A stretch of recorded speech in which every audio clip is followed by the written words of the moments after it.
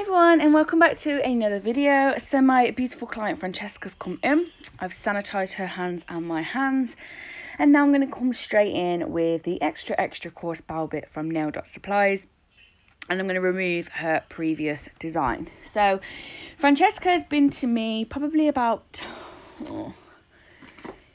3 times, maybe 4.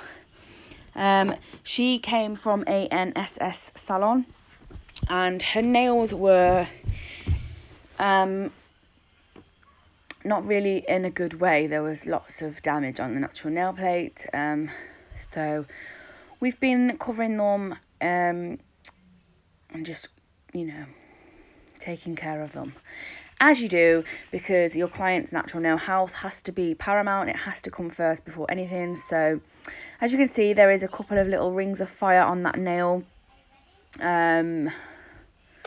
But like I say, I don't overfile her nails, and we do a clear layer each time, and they will eventually just grow out nicely, and she will have nice, healthy nails with no damage onto those nail plates. So I'm just gently removing the design. I have this bowl bit on speed 30, so I have it on full speed. And you don't need to keep it in one place, so I pull it down, it takes off most of that design. Then so my motion is kind of just dragging it down, and then as I start getting closer to those clear layers, I kind of have a lighter touch, and just kind of, like, as you can see, I'm almost tickling the acrylic off, because I don't want to cause any sort of heat spike, especially because the bit is super coarse and we are on a super high speed.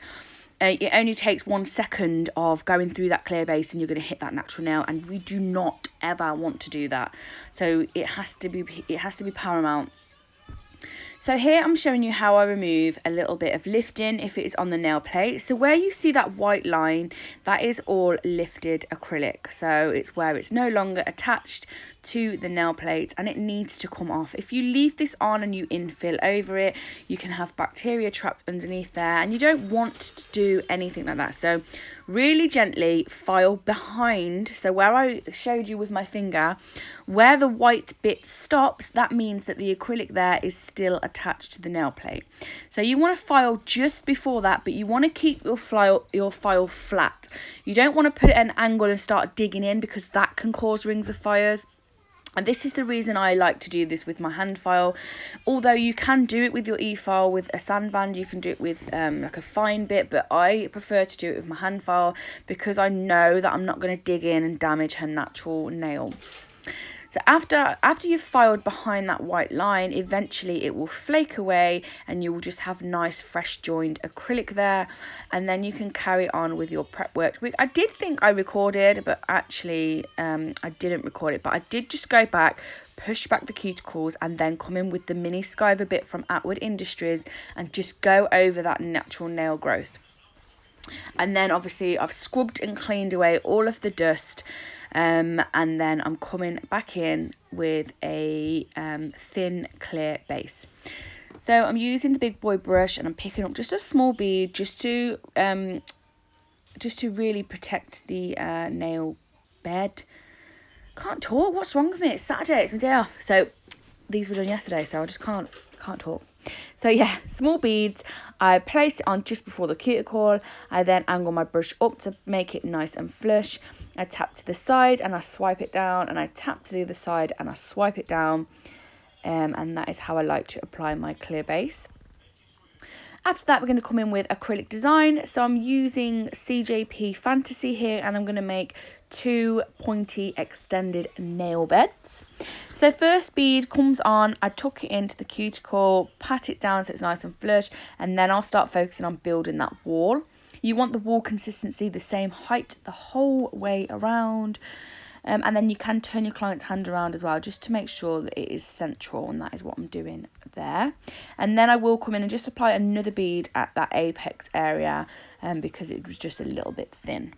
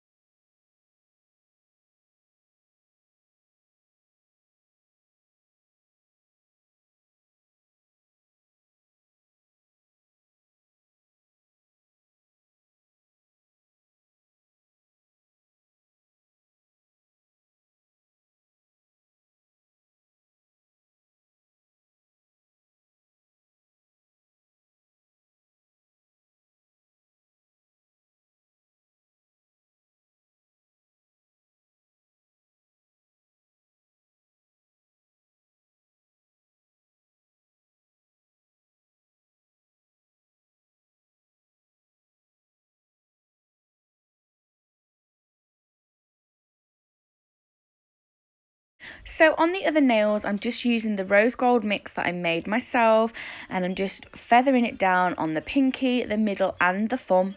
So I'm just picking up a small bead of that. As you can see, it's got great coverage. I don't need a lot of product. I'm just making sure I'm getting full coverage. And it was really late at night as well. It was like, well, not really late at night, but it was like 7 o'clock in the evening. So as you know, in the British winter now, it's like pitch black. So the lighting was not great, and it was a little bit chilly in my shed. But yeah, we got the job done nonetheless. So I'm just going in, small beads, manipulating that into place with like a tapping motion with my brush. Getting that glitter where I want it, and then I'll move on to the next nail and allow that to set before we move on to the next step. I like to get this done out the way. I like to do the nail beds first, so I'm not getting any glitter in the core powder that I've used to do the French. And then I come in with glitter just so it's not contaminating. Oh, I just love that glitter so much.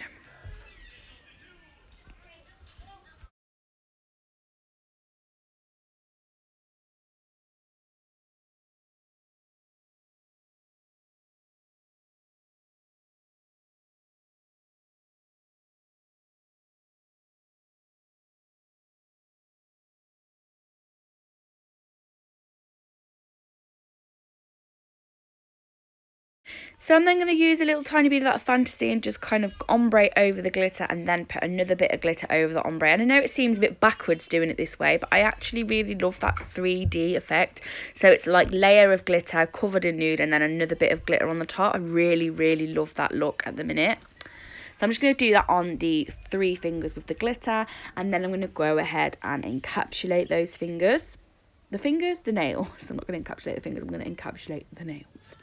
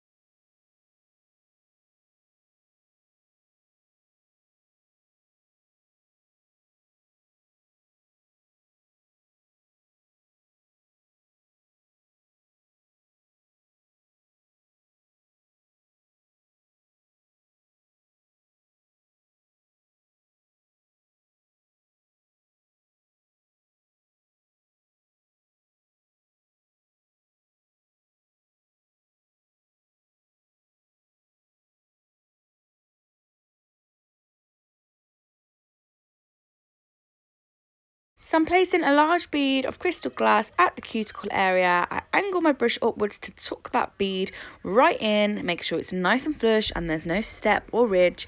And then I just kind of walk the bead down from side to side, leaving most of the bulk in the back third where I want my apex, and then just kind of distributing the product evenly down the nail by patting back and forth and dragging at the same time, and then covering all that glitter and encapsulating that nail. So after that, I'm going to file the both the chevron French nice and crisp, and then we're going to come in with Black Magic and put it at the tip.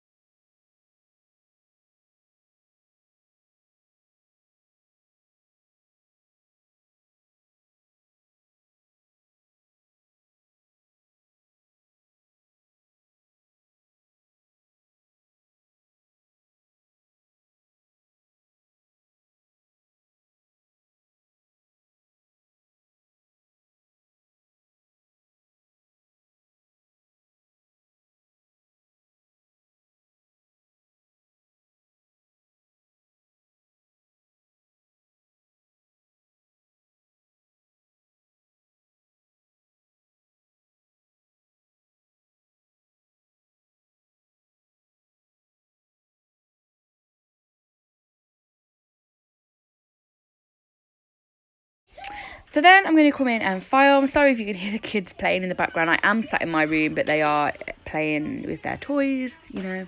My house is a very busy house and I absolutely love it. It's full of love and children and they love to play. So I'm not sorry that you hear them in the background, but I am apologising because obviously I know some of you just want to listen.